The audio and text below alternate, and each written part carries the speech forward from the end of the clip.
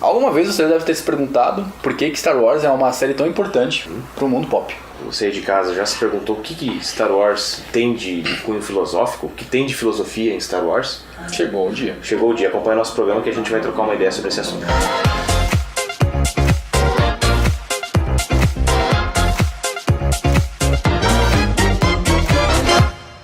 Uns tempos atrás a gente fez uma promoção bem bacana, um exemplar do livro Star Wars a Filosofia. E a gente está aguardando para falar desse episódio desde aquela época.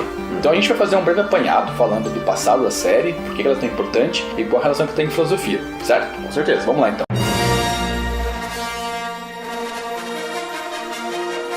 Se a gente falar da linha do tempo, começa com a trilogia prequel. A trilogia prequel, episódio 1, 2 e 3, e conta como Anakin Skywalker se tornou Darth Vader. Isso, lançado a partir de 99, né? Isso. 99, 2002, 2005. Né? Exato. Uma série de filmes onde o foco é maior na trama política dos personagens e mostra como o Império surgiu. Porque o Império foi fundamental pra gente poder entender como foi a trilogia clássica, na verdade. Exato, exatamente. Tem uma ideia ali, o lado negro, ele é mais sutil, né? No 1, 2 e 3, né? Perfeito. E na trilogia clássica, o Império já é uma ameaça para todo o universo. Exato. Bom, a trilogia clássica ela é bem focada na jornada do herói. Dá pra gente ver como um filme de ficção científica, mas também daria pra gente ver, por exemplo, como um filme de artes marciais. O herói que sai de um local distante pra aprender a lutar junto com um mestre ancião, ali no caso 2 mestres, né? Que seria o Obi-Wan e o Yoda, pra ir enfrentar um grande mal, enfim, libertar seu povo e etc. E, inclusive, George Lucas admite publicamente gostar muito do cinema oriental, né? Sim, a gente vê bem isso, né? Porque o Jedi tem muito do samurai, né, cara? E o filme, o que acontece? Na trilogia clássica, né? Episódios 4, 5 e 6, o Império já deu o golpe, já foi dado o golpe político, né? Os Sith já deram um golpe político, agora não é mais somente uma seita, não é mais somente uma força sombria, já é de fato um Império, né? Já dominou a galáxia. Sim, né? A gente tem o estabelecimento de 3 grandes heróis da cultura pop, que é o Luke, Leia e o Han Solo. Bota o Chewbacca no meio também, porque o Chewbacca gosta pra caramba dele. Certeza, o mascote, né? Bom, mas essa série, o episódio 4, 5 e 6, cara, eles terminaram de ser gravados e exibidos lá nos anos 70, né? Terminou nos anos 80. Terminou nos anos 80? Terminou nos anos 80, né? No início dos anos 80. Porque ele também segue aquele padrão de 3 em 3 anos, né? Certo. E aí depois disso a gente tem um hiato gigante. Praticamente 20 anos entre o lançamento do 4 e o lançamento do 1, né?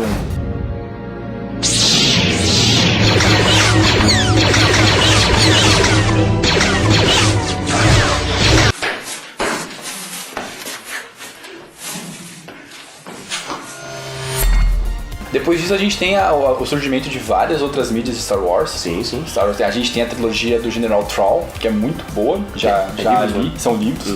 Depois a gente tem uma porrada de livros falando de diversos elementos do universo de Star Wars, né? Tem jogos. Ah, sim, os jogos isso vem desde a geração 8 bits, 16 bits ali, né? A gente tem jogos desde a época do Super Nintendo, Mega Drive, né? Até agora mais recente. Birds, Star Wars. Exatamente. O pessoal de casa pode lembrar de repente, quem teve Super Nintendo, quem teve Mega Drive, quem teve PlayStation, pode lembrar de ouvir falar, alguém comentar, tem um jogo muito bom do Star Wars, ou do Guerra nas Estrelas, como é conhecido aqui no Brasil, né? E dentro do universo de jogos, tem como a gente chama, o universo expandido, né? Que é as mídias, games, gibis, livros, etc. Tu tem quase que personagens à parte, que nunca apareceram nos filmes. E que são muito bons. São muito bons, exatamente.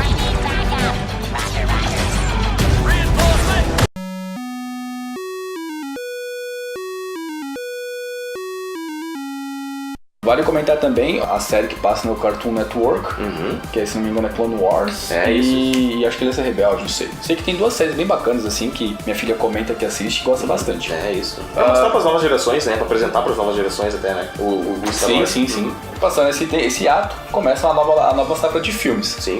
O Despertar da Força e o Rogue One. Enfim, o que aconteceu? O George Lucas vendeu os direitos, né, da saga, da franquia, pra Disney. Eu acho que foi uma das melhores coisas que aconteceu com Star Wars, na minha opinião, pelo menos. A Disney comprou uma máquina de dinheiro, né? Comprou uma máquina de dinheiro. E que é bem aquela coisa, um tiozinho gordinho que tinha uma máquina de imprimir dinheiro. E aí, o que ele fazia? Ele deixava numa dispensa guardada. Não ligava nunca, não usava nunca. Um dia alguém disse pra ele, por que tu não vende isso aí? Foi lá e vendeu. Tá parado isso aí, Tá parado isso aí, faz dinheiro. Foi lá e vendeu. E, né, enfim, a gente teve justamente isso. Star Wars foi comprado pela Disney. Então começou a se produzir um novo episódio, o episódio 7, né? Isso, contando também uma nova história. E aí conta a história dos personagens novos.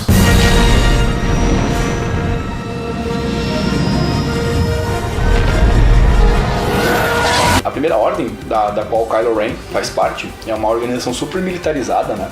Tem uma outra forma de abordar os inimigos, quase que um império fascista mesmo, né? Sim. Da questão dos símbolos, como a própria vestimenta deles, né? Os cumprimentos, os códigos de conduta. O cara com aquele... discursando com aquele ódio, né? Aquele ódio rasgado, assim, né? Era muito do que a gente via com os fascistas e com os nazistas. E dominando através da força, né? Exatamente. Destruindo inimigos e mostrando pro restante o que aconteceria se não fizesse. Sim. Esse novo filme ele ficou marcado, nas novas gerações, pela morte do Han Solo, que é um personagem super querido de todo mundo. A gente teve também aquela parte onde o Chewbacca tem uma crise de ódio e loucura. Foi super emocionante, né? É verdade. Tem uma dó danada. É um filme bom. O que acontece? A Disney vai lançar um filme, no caso, os 7, 8 e 9, um a cada 2 anos, né? E entre os filmes, eles vão lançar o que a gente chama, é popularmente conhecido dentre os nerds, de spin-off. Pra quem tá aí nos assistindo e não sabe o que é spin-off, nada mais é que um derivado. A gente pode dar alguns spin-offs, um exemplo do spin-off da cultura pop. O seriado do Hércules teve uma personagem chamada Xena, um dia a Xena ganhou uma série própria. Então a gente teve Rogue One, que foi lançado ano passado, final do ano passado, e a gente vai ter no final do ano que vem o filme da origem do Han Solo. Que a expectativa é boa, né? É boa. Personagem super querido. Pelo jeito tá bacana. Fala pro pessoal qual que é mais ou menos o enredo de Rogue One. Rogue One ele se passa entre os episódios 3 e 4. Ele mais ou menos responde uma pergunta, como que os rebeldes tinham os planos da Estrela da Morte no episódio 4. E no episódio 4 só é comentado, um grupo de rebeldes se sacrificou pra conseguir esses planos. Só é comentado isso. E esse filme, então, veio pra justamente mostrar o que aconteceu, como eles conseguiram roubar esses planos, etc. O primeiro filme do Star Wars, assim, que pegou muito da coisa que a gente vê nos livros, ou até mesmo em alguns games. Ele é um pouco mais sombrio, né, do que os outros filmes. Ele tem até uma pegada mais pé no chão, vamos dizer assim. Sim. Né? É estranho falar isso de Star Wars, mas ele tem uma pegada mais pé no chão. Sim, eu concordo. Né? E no caso ele mostra todas as tramóias que são feitas por trás dos panos pra conseguir, né, roubar planos, etc e tal. Ele, enfim, a gente, não é um spoiler, porque no episódio 4 já fala sobre isso, a gente tem os protagonistas morrendo, cara, no final, né? Eu me emocionei muito. Ele é um filme muito bonito. Muito bonito. Realmente foi um filme que eu gostei bastante. Claro que ali tu tem todo um grande grupo de rebeldes, né? E cada um tem uma história particular que é muito boa. Mas funciona, né? Funciona bem, muito bem. Vale a pena citar em Rogue One a presença do Donnie Yen, baita artista marcial chinês. Vai até ser inclusive um livro sobre o personagem dele, o Chirrut. Porque o Donnie Yen representa uma coisa que eu achei muito interessante no Rogue One. O que acontece? Os Jedi já não existem mais, né? Mas a Força e os Jedi são vistos bem como uma religião. Então tu tem ali, por exemplo, uma cidade onde tem vários fanáticos religiosos, né? Pessoas que ainda seguem aquela religião, gostam dos Jedi, né? Mas não são Jedi. Então o Donnie Yen é um exemplo disso, né? Bacana. Ele tem tudo de um Jedi, só ele não tem os poderes de sabre de luz e manipulação de elementos como os Jedi têm, né?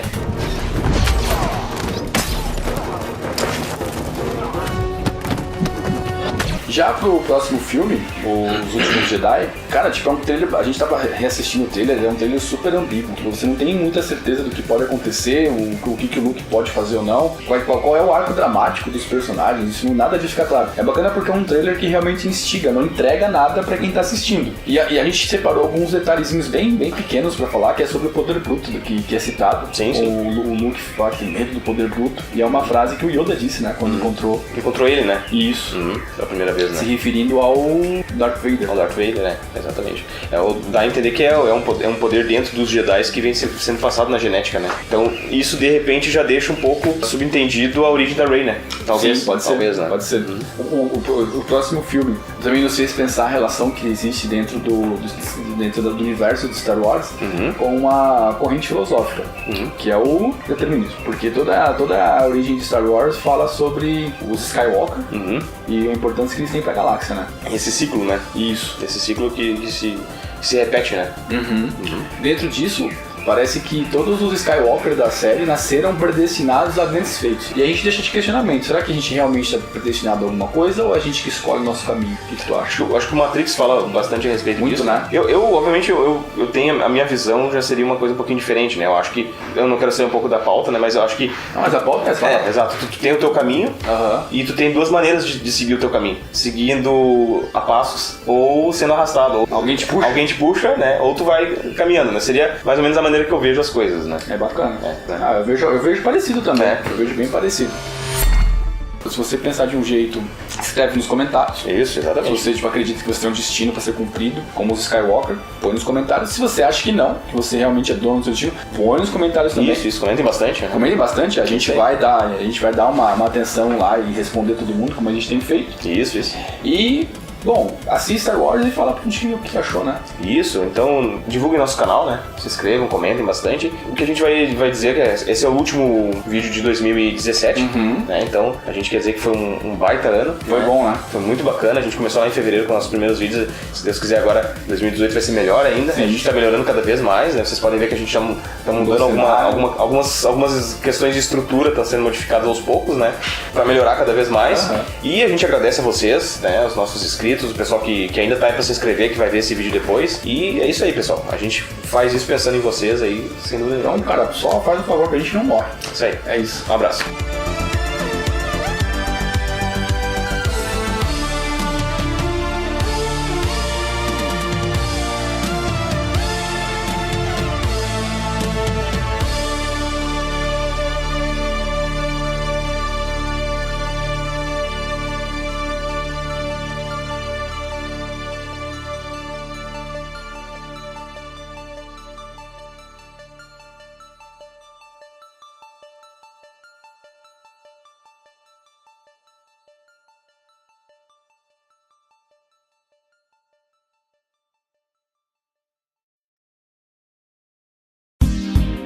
Ah, ele, que personagem? Quem?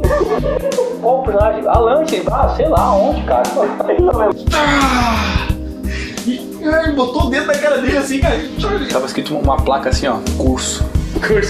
Não dizia do quê? Aí, bom, se é curso, eu quero fazer curso de urso. Porque no meio do clipe eles deixam o Pereio à vontade, né? Porque o Pereio tá assim, dançando. No começo do clipe ele mete a cara na frente da câmera. E eu vou comprar um desse porque eu tenho dinheiro e tenho que ocupar a rua. E ó, rapaz, pôs na internet aí que tem que ocupar a rua aí. Se o martelo tá dentro do elevador e o elevador subir, o elevador estaria erguendo o martelo do Thor? Moisés! Pois é. Como você abriu o mar vermelho? Olha pra mim aqui, ó. Tu acredita que ele pegou o galão, 20 litros, abriu, foi na privada e largou metade, que era muito pesado. Tá gravando? Beleza? Show de bola. Tomada 1.